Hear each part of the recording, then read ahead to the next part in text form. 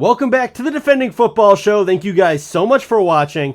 Crazy week in the UFL. Guess what? The DC Defenders have made the playoffs. Let's go. Besides that, I don't have many positive things to say today. We might as well just start with the Defenders game. The DC Defenders lose 19-27 to the Orlando Storm. And you know, coaching decisions are really starting to boggle me at this point. Obviously, the quarterback problem in DC. I have nothing against Spencer Sanders as a person, but unfortunately, he does not give us the best chance to win a UFL championship. You literally traded your backup quarterback for Jason Bean earlier in the season. Why make that trade if you're not even going to give him a shot to start for your team when Spencer Sanders was already your third string guy coming into the year? He was literally taking wide receiver reps. I mean, you can't tell me he was the second string quarterback. DeLello was clearly number 2. I don't understand why you even make that trade if you basically want to cast Jason Bean off to the side.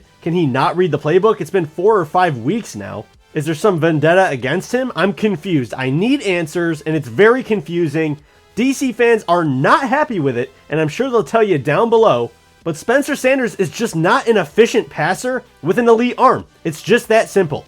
And it's infuriating trying to be a fan of this team watching that product because it's clearly not our best chance to win the game. And despite that, we're still in this game, which big kudos to the team as a whole because we fought in this game and we honestly had a lot of chances to overcome and win just like last week. Unfortunately, the quarterback position is holding us back. Not to mention Shannon Harris with another controversial call here.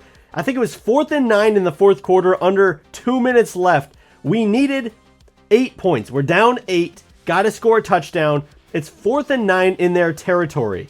What do? Do you go for it and take your chances? No, you don't trust your quarterback to get 9 yards in one play. Understandable, I get it. But you're going to kick a field goal there? You got to go for that. He kicks a field goal, says, you know what? 4th and 9 was hard enough. Let's kick a field goal and go for a 4th and 12 in our own territory. So now we got to make up all of that yardage back. Of course, we don't get the 4th and 12. Spencer Sanders gets totally destroyed on the play. Fumbles the ball, turns it over, game over. Basically, you put your team in a bad position. I mean, that's just what it is. I don't know if it's blind loyalty or what it is, but Spencer Sanders cannot be quarterback 1 going into the playoffs with the caliber of teams that we're going to have to play. Clearly, we are number 4 out of the playoff teams. I don't even think that's debatable, and DC fans will agree with me on this. Obviously, I love me some DC Defenders football, but damn, I need to see some good football on the field. Sanders went 10 for 21, 160 yards, and 47% completion percentage. That's just an embarrassing number. No touchdowns and no picks, thankfully. Now, Spencer's didn't look totally bad in this game. He did lead the team in rushing with 75 yards, so that's pretty awesome. And Deion Jackson's back for 64 yards and a touchdown on the ground. He's now has 7. I believe he broke the record for rushing touchdowns in a season. So that's pretty awesome. Deion Jackson is like that. We all know that. But man, it's the passing. I mean, he just doesn't have the ability. I'm not sure what it is, but he cannot get the ball to these playmakers. Kiki QT led the game for DC. 1 catch for 45 yards. That's not going to get it done. This is pro football. You got to have a receiver over 40 yards. I mean, come on, what are we doing here? Not to mention, on the other side of the ball, Jack Plummer looks legitimately like an MVP candidate. 20 for 21, 275, 3 touchdowns, 0 interceptions, and a 77% completion percentage. I was wrong about this guy. Jack Plummer can sling the rock. Is he a little conservative? Yes, that's what the offense wants him to do. But is he damn good at it? Yes. Yes, he is. Jashawn Corbin led for them in rushing, 52 yards on the ground, so pretty decent day. And our buddy Chris Rowland broke out in this game, 117 yards and a touchdown. Most of that was on one big play where he scored that touchdown. But still, Chris Rowland's like that. We know that. That's why we got him in DC in the first place. No hate, all love to Chris Rowland. It's just weird seeing him in orange, purple, black, and whatever other colors they got going over there.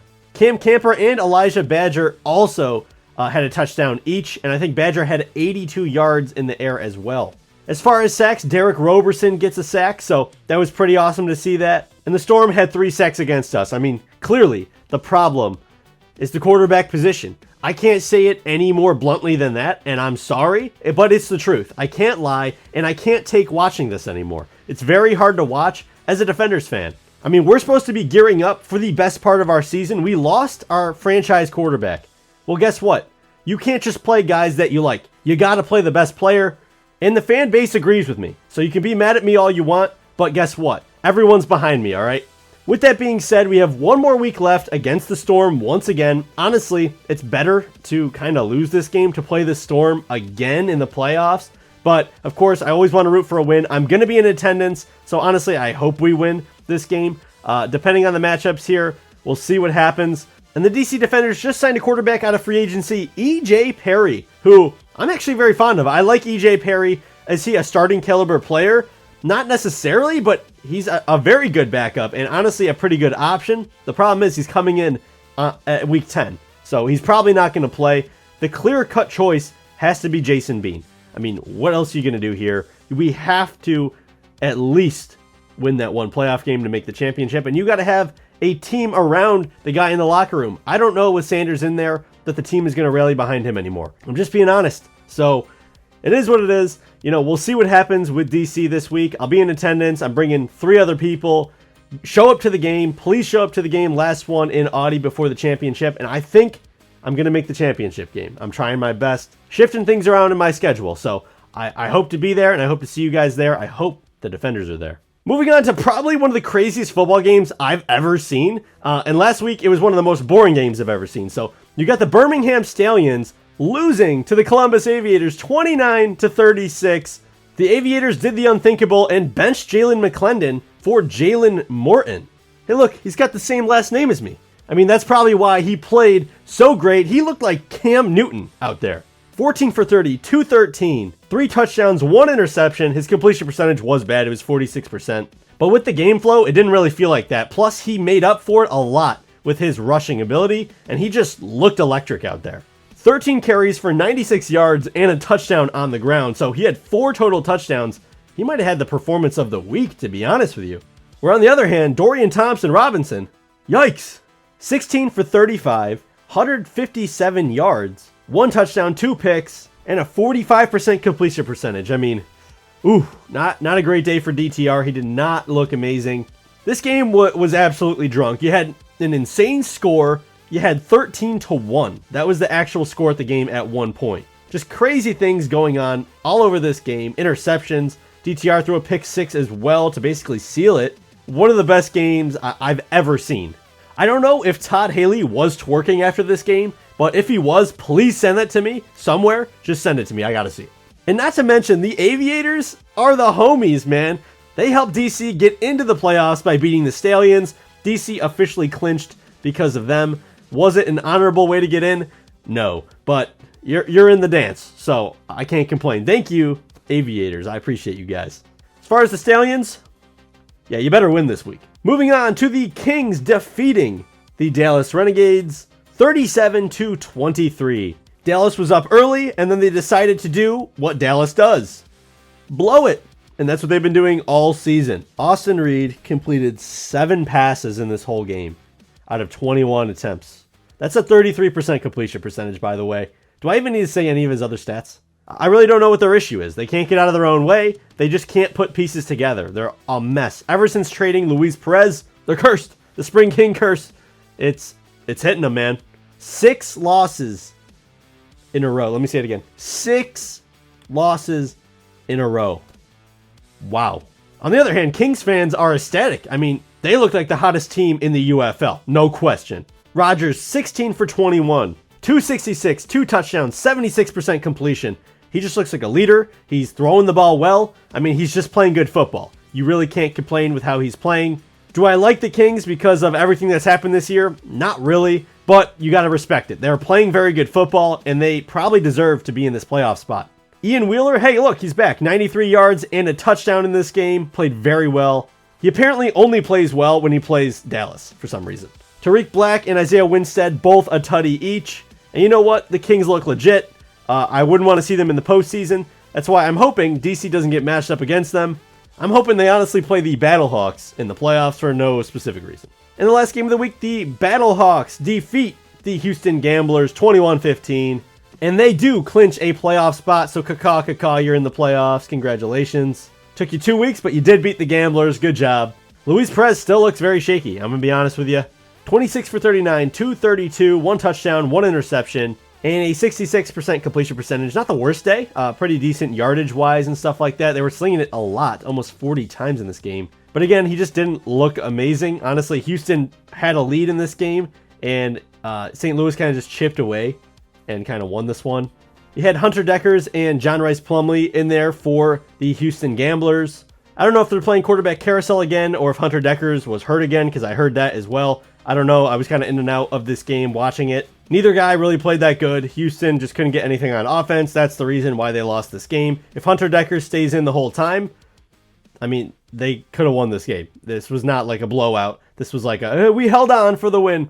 One spot left for the playoffs. It's either going to be the Kings or the Stallions, depending on who wins this week. And I'm sure there's some funky math that I don't understand. I think if the Kings win, they're in, as far as I believe, because of the record. But if the Kings lose and the Stallions win, the Stallions have the tiebreaker because of week 1, forever ago, by the way. But that's how it is. And they'll move up into the playoff spot. But if the Stallions make the playoffs, that's going to be extraordinary. I really think it's going to be the Kings. No way the Kings choke this game and lose, right? Right?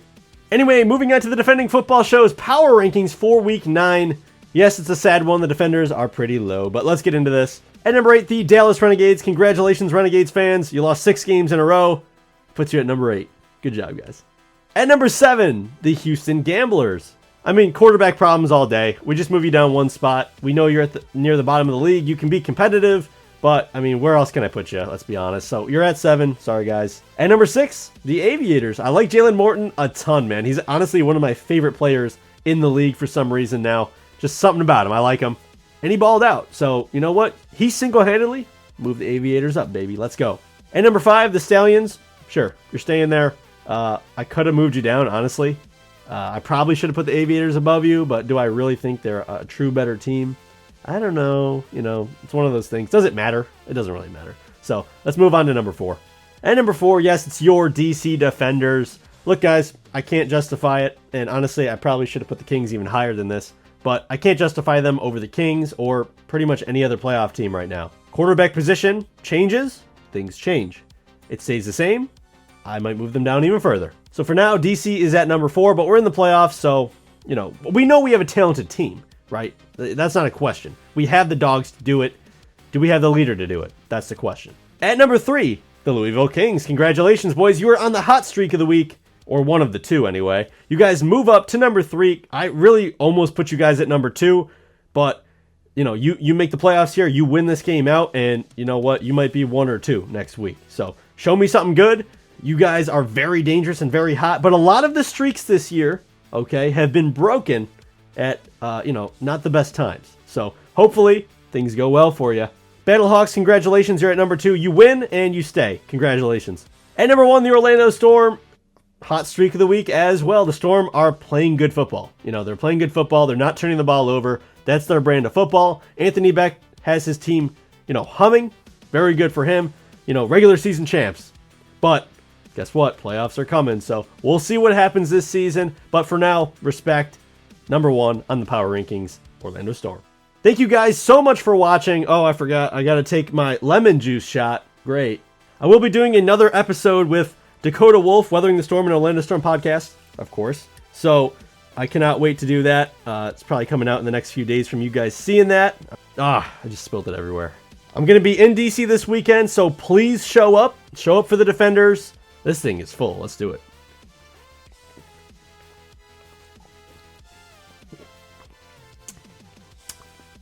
Woo!